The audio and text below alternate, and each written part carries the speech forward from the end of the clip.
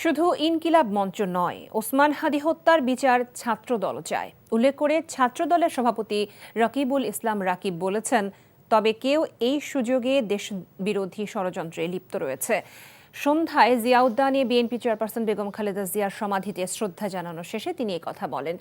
তিনি বলেন, ওসমান হাদীর বিচারের দাবিতে করা কর্মসূচির মাধ্যমে কেউ ষড়যন্ত্র করতে সচেষ্ট হলে তা কঠোরভাবে দমন করবে ছাত্রদল।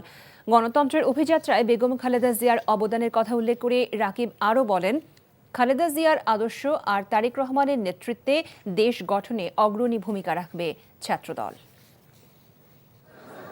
ইনকিলাব মঞ্চের ব্যানারে যে আন্দোলন সংগঠিত হচ্ছে কিংবা যেভাবে একত্রিত হচ্ছে, আমরা আজকের এখান থেকেও আবারও বলছি, আমরা ওসমান হাদীর হত্যাকারীদের দৃষ্টান্তমূলক শাস্তি এবং অনতিবিলম্বে গ্রেপ্তার দাবি করছি। এটা বারবার বলে আসছে বাংলাদেশ জাতীয় ছাত্রদল।